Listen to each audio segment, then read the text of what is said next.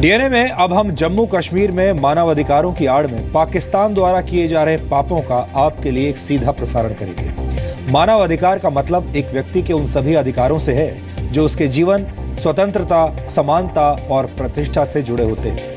यहाँ आपको ये भी बताना जरूरी है कि मानवाधिकार एक सैनिक या सुरक्षा बल के भी होते हैं, लेकिन जब भी जम्मू कश्मीर की बात होती है तो यहाँ सिर्फ उन लोगों के मानवाधिकार की बात की जाती है जो देश की सेना पर पत्थर फेंकते हैं और हमारे जवानों पर जानलेवा हमला करते हैं। पाकिस्तान इन दिनों कश्मीर के मानवाधिकार का मुद्दा उठाकर अंतर्राष्ट्रीय स्तर पर भारत को बदनाम करने की साजिश रच रहा है और उसकी इस नापाक साजिश में भारत के कुछ पाकिस्तान परस्त पत्रकार और बुद्धिजीवी भी साथ दे रहे हैं। पाकिस्तान ने रविवार को यूनाइटेड नेशंस में कश्मीर में मानवाधिकार के कथित उल्लंघन की शिकायत की है, लेकिन हमारा सवाल यह है कि क्या ह्यूमन राइट्स की बात सिर्फ पत्थर फेंकने वालों और सेना पर हमला करने वालों के लिए ही है? सुरक्षा बलों के उन 5,500 घायल जवानों के मानवाधिकारों की बात कौन करेगा जो इन पत्थरबाजों के हमलों में घायल हुए?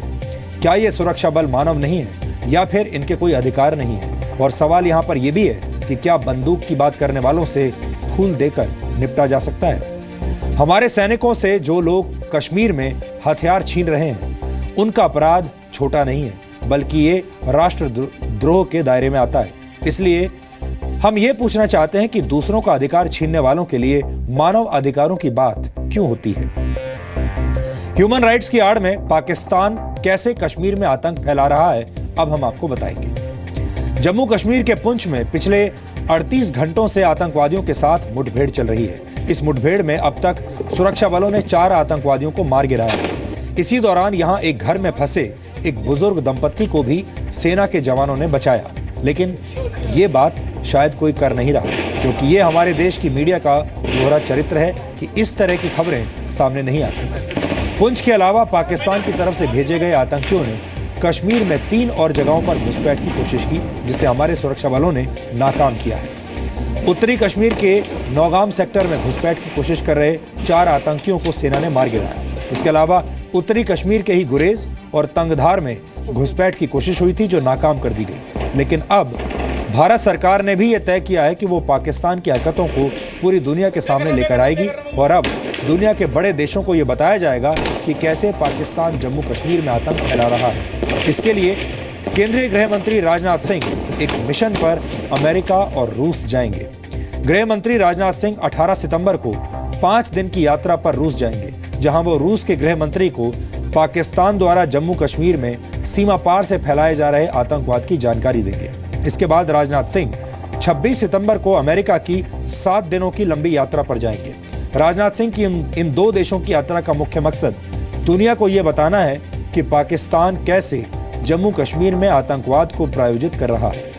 राजनाथ सिंह की इस यात्रा से भारत ये भी बताने की कोशिश करेगा कि कैसे पाकिस्तान यूएन द्वारा घोषित किए गए आतंकियों को सुरक्षित पनाह देता है। और यही नहीं, पाकिस्तान को बलूचिस्तान के मुद्दे पर भी घेरने की कोशिश होगी कि कैसे बलूचिस्तान में पाकिस्तान की फौज जुल्म ढा रही है। कल बकरीद का त्योहार है। देश का मुस्लिम समुदाय तो बकरीद मनाएगा, लेकिन पाकिस्तान की वजह से पिछले 66 दिनों से कर्फ्यू झेल रहे कश्मीर के लोगों के लिए ये बकरीद फीकी हो गई है, क्योंकि कश्मीर का राग अलापने वाला पाकिस्तान ये बिल्कुल नहीं चाहता कि कश्मीर में कभी शांति हो।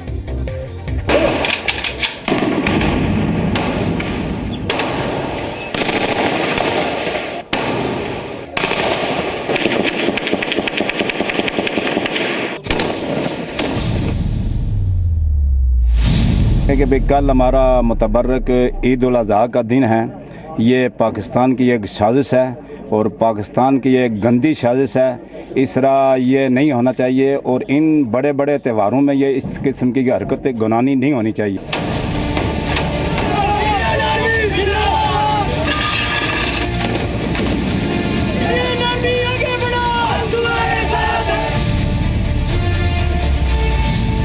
मिलिटेंट्स जो हैं वो इनको या तो पुलिस फौज के हवाला करना चाहिए या मार देना चाहिए।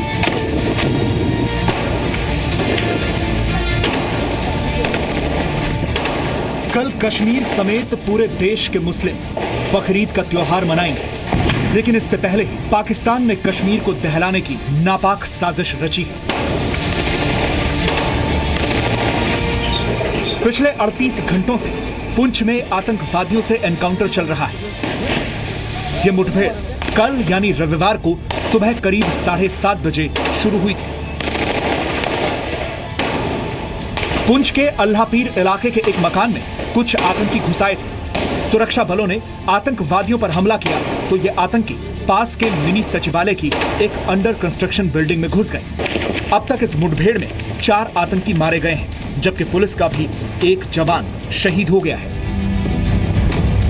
अभी 2 मिलिटेंट मारे गए हैं, उनकी डेड बॉडीज रिट्रीव किया गया है। हमारा अंदाज़ा है 2 और भी मारे गए, बट उनकी डेड बॉडी नहीं मिले हैं। हो सकता है एक का दुक्का 1-2 मिलिटेंट अभी जिंदा है अंदर। ऑपरेशन अभी चल रहा है। इतना तो साफ जाहिर है कि ये यहाँ की अमन और शांति में खलबली डालने के लिए आए हैं। बिल्डिंग है, उस बिल्डिंग के जो टॉप फ्लोर में है जो एनकाउंटर चल रहा है, और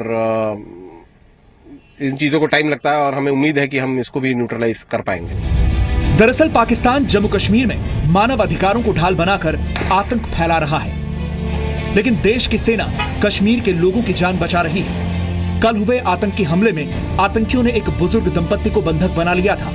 सुरक्षा बलों ने अपनी जान पर खेलकर दंपत्ति की जान बचाई। और जहाँ पर पुराना घर है कोई, वहाँ पर जो 1-2 सिविलियन भी जो फंसे हुए थे उनको भी निकाल दिया। ओल्ड कपल इवैक्यूएटेड और ऑपरेशन चल रहा है। आर्मी, पुलिस और सीआरपीएफ सब इकट्ठे मिलकर हम कर रहे हैं। अब आपको जम्मू कश्मीर में आतंक फैलाने का पाकिस्तान का नापाक प्लान बताते हैं। सेना का दावा है कि बॉर्डर के उस पार यानी पाकिस्तान की तरफ से 149 आतंकी लॉन्चिंग पैड्स पर जम्मू कश्मीर में घुसपैठ के लिए जमा है। रविवार को ही सेना ने उत्तरी कश्मीर के नौगाम सेक्टर में घुसपैठ की कोशिश कर रहे 4 आतंकियों को मार गिराया था। इसके अलावा उत्तरी कश्मीर के ही गुरेज और तंगधार में घुसपैठ की कोशिश हुई थी। हालात खराब होते हैं तो दुश्मन और टेररिस्ट दोनों का एक ही मकसद है, ज़्यादा से ज़्यादा टेररिस्ट को हमारे इलाके में इन्फिल्ट्रेट कराओ और ज़्यादा से ज़्यादा यहाँ पर माहौल को ख़राब करो। जितनी तादाद वहाँ पर अभी सुनने में आती है, जो हमारा डिव का जो इलाका है उसके सामने सुनने में ये आ रहा है कि तकरीबन 100 या 125 के आसपास टेररिस्ट हैं जो इस कोशिश में हैं कि वो अंदर इन्फिल्ट्रेट करके आ सकें। बकरीद से पहले ही आतंकी हाफिज सईद के गुर्गे पूरे पाकिस्तान में कश्मीर के नाम पर चंदा जुटा रहे हैं। पाकिस्तान के शहरों में, गांवों में, चौक चौराहों पर, मस्जिदों के आसपास आतंकी हाफिज सईद के गुर्गे भारत के खिलाफ जिहाद के लिए चंदा जुटा रहे हैं या कहें भीख मांग रहे हैं। भीख में पैसा, भीख में जानवर, भीख में कुर्बानी। आतंकी हाफिज सईद को बकरीद पर पाकिस्तान से यही सब चाहिए। आतंकी हाफिज सईद ने इस बार बकरीद पर करीब 4000 करोड़ रुपए का चंदा जुटाने का लक्ष्य रखा है। इतनी बड़ी रकम इकट्ठा करने के लिए उसने कश्मीर का कार्ड खेला है। वो पाकिस्तान के लोगों को कश्मीर का वास्ता देकर पैसे ऐंठना चाहता है, जबकि उसका असली मकसद कश्मीर में आतंक फैलाना है। पाकिस्तान हो, अलगाववादी हो, आतंकवादी हो, ये जम्मू कश्मीर के लोगों के सबसे बड़े दुश्मन हैं। ये मुसलमानों के दुश्मन है ही हैं, ये इंसानियत के बहुत बड़े दुश्मन हैं। और मैं चाहता हूं कि जम्मू कश्मीर सरकार और केंद्र सरकार मिलकर आतंक विरोधी अभियानों को सख्ती के साथ हम डील करें, और खासकर जो कश्मीर घाटी के अंदर अलगाववादी हैं उनके खिलाफ भी हमको कड़ी कार्रवाई करनी पड़ेगी। पाकिस्तान की बहुत बड़े पैमाने पर कोशिश है कि कश्मीर में स्थिति को सुधरने ना दिया जाए। इसको मद्देनजर रखते हुए बहुत बड़े पैमाने पर वो इन्फिल्ट्रेशन की कोशिश कर रहे हैं। इस बीच कश्मीर में 66वें दिन भी कर्फ्यू जारी रहा। पाकिस्तान की नापाक साजिश की वजह से कश्मीरियों के लिए इस बार की बकरीद फीकी रहेगी। लेकिन अब कश्मीर के उन युवाओं के लिए भी सोचने का वक्त आ गया है जो पाकिस्तान और अलगाववादियों के इशारे पर सुरक्षा बलों पर पत्थर फेंक रहे हैं, क्योंकि देश के सैनिकों पर हमला करने वालों से फूल देकर तो निपटा नहीं जाएगा। ब्यूरो रिपोर्ट, जी मीडिया।